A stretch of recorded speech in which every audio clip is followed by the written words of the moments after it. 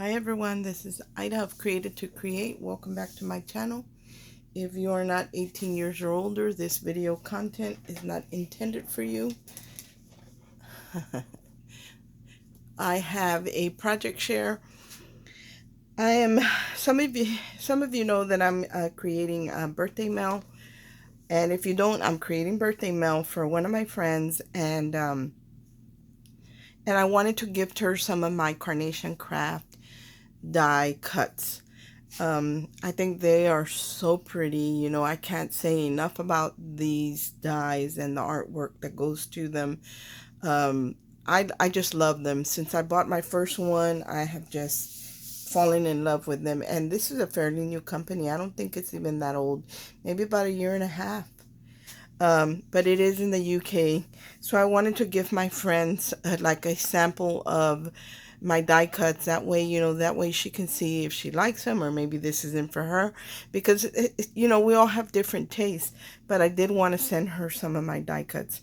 So one of the questions that I get a lot when I do my carnation craft, and there's paper left over, like smaller pieces where I cut out the design, and then you know, there's corners and edges to the paper that was nothing was printed on there. So, you know, it's pretty much what people will consider a waste. I don't consider it a waste because try to use as much of it as possible. One of the ways that I use it is by creating small embellishments, or in this case, I did tags. So with the leftover paper that I had printed out, I did print out some paper to create, to cover my box that I created. Uh, so I had some of their designer paper. It is digital. I believe this one was free. I don't remember anymore because I bought the whole collection, but I think the coordinating paper was a free download. So with what I had leftover bits and pieces, I just cut out different tags, as you can see, and I just added them to a chain, and then I did the backgrounds to them. But that's what I did with the leftover paper. So for me, really, it's not a waste because I cut out smaller things. Another thing that I wanted to do is I added this little acrylic tag that it says Carnation Crafts. The reason I did that, because every die cut in here, except for the tags, because I don't have a tag die from them, and I do need to get one because I don't have one from them. With the exception of the tags, every die cut in here is from Carnation Crafts. So anyway, this is the box that I created. This was inspired by my friend Jacqueline. She gifted me a box, and let me see if I can get it really quick, guys. I thought I was ready and I forgot that I wanted to share that with y'all. But it's up high on display in my craft room. Oh, but I think I can get it without breaking anything. So this was inspired by this box that was created by my friend Jacqueline. It's such a pretty box, and houses a tag flip. And she added the closure here, and she painted it all in, you know, in the rose gold, the beautiful. This is more like a watercolor paper, and I think it's even printed out in vellum, so that makes it even that much softer. But this is a beautiful box, and you can see my tag flip in there. And here is her stamp, and even the little butterfly that she stamped on here has the tiniest of bling on it. So my friend Jackie does amazing work, and a lot of times she doesn't share it, so I'm sharing it with you guys. So anyway, it was inspired by this box that she created for me. But she did tell me that she followed a video by Tamika, who is Scrap the World here on YouTube.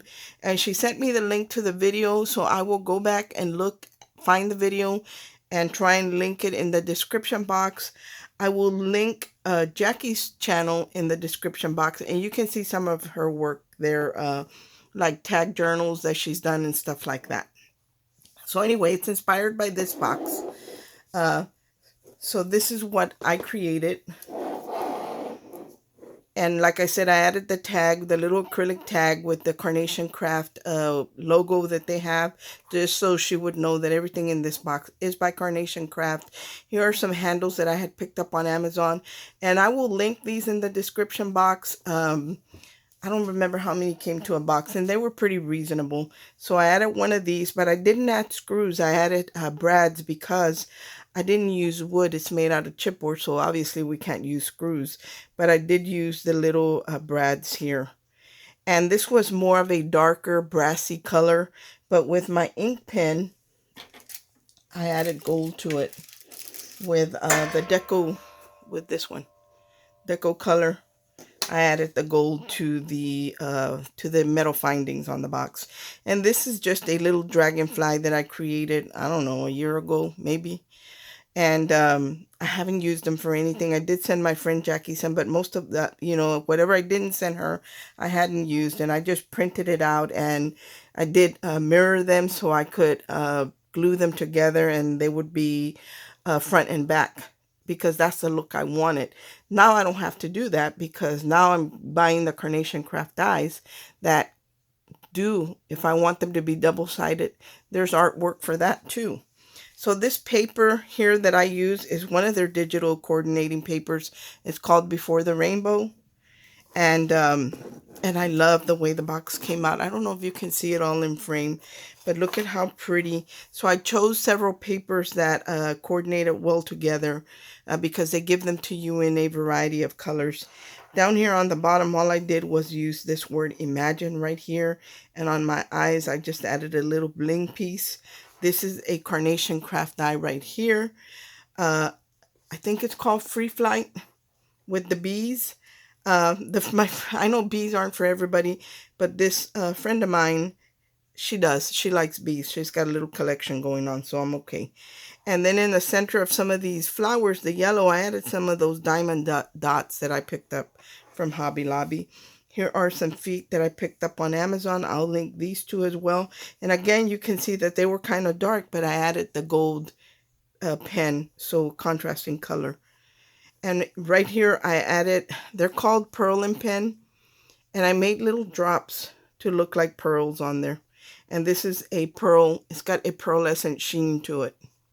It's so very pretty.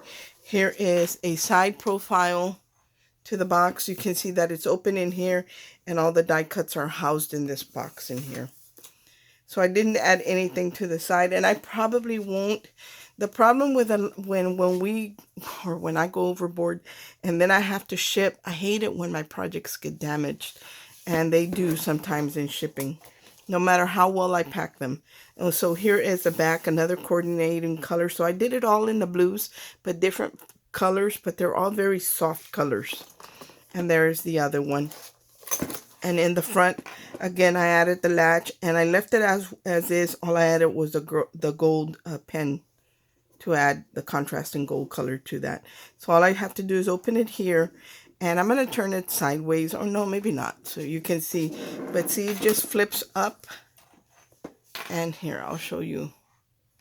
There's but when I stand this up, this portion right here, the front, the top and the front don't fall to the back. They just stay standing up. So here is the box, and as you can see, it's full of just different die cuts that I'm gifting my friend. Here's one of my newest dies. Look at this beautiful orchids. So I just received this one in the mail. I gifted her some of the birds, and I know this is close up, but the box is not really real tall, but it is a little tall. Can I get it back in there?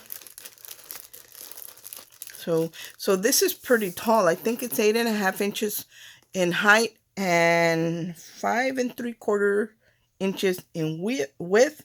And then the depth, the thickness of the box, the side, I think it's like 3 3/4 after I added paper. I did it like 3.5, but by the time you add paper and all of that, it does add to it. Like here's another one. Here's a lantern. So I have different ones. I didn't put the same ones like I did for my friend Ginger. You know, some of them are similar. Here's a teapot, and I did them with all the different vignettes so she can use however she wanted. The only difference with this one and my friend Ginger's is that when I did Ginger's birthday mail, I added the foam in between the layers because this is a decoupage dies. Most of them are decoupage, which means you add dimensional tape and you layer them. I didn't do that in this case because I was noticing that I had done a few of them and it was starting to get really full, and I wanted to be able to add more die cuts in here. So I had to stop doing that, and then I'll just send her some tapes so she can put them together. Here's some fern, and it's got all the layering pieces. Like, these dies are absolutely beautiful. I can't say enough about these. Let's see what's in here. Here are more of the bee ones. Look at how pretty those are. And in different colors. What's this? Roses. Here's some daisies that she can layer up. So just a bunch of different, here's like a frame, one of their frames. It's beautiful. I need to cut more of the frames because I only have one in there so far. Here is one of their lilies. So that's what I'm putting in here. But what I wanted to share with you really was this box. It is just so pretty, but it doesn't fit all in frame. But I just wanted you to see how beautiful it is. And my friend Ginger's, all I did was wrap hers in, just put them in the individual bags, and I put them all in one bag. Then I wrapped some tulle around them. And this was like, I should have created something to house them in. So that's why I created this one. So this one is going to have its own box, and when my friend gets it, she'll be able to use the die cuts in here. And to add the extra tags that I wanted to put here, I just added one of those little ball chains. Again, I added the gold pin there. Here's another bee charm, and I added the gold pin there, kind of trying to make all the metal match. And like I said, the only thing that isn't a carnation craft in this project is the tags, because I was using whatever was small enough. And this particular friend, she loves tags. She loves to make tags. So I felt that she would get a good use. She would get good use out of the tags. So that's what I created. And of course, I love, love, love the way this looks. I wish it were a little bit bigger, but it's okay. It works. Anyway, guys, that's what I created for her. I did post it on my Facebook, but I haven't put it on my Instagram. But that's what I created for my friend to house.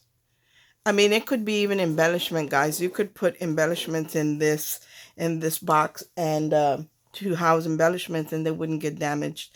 The only trick to it was, or for me, this piece right here was 3.5. So the top part right here, I needed it to extend a little bit further out,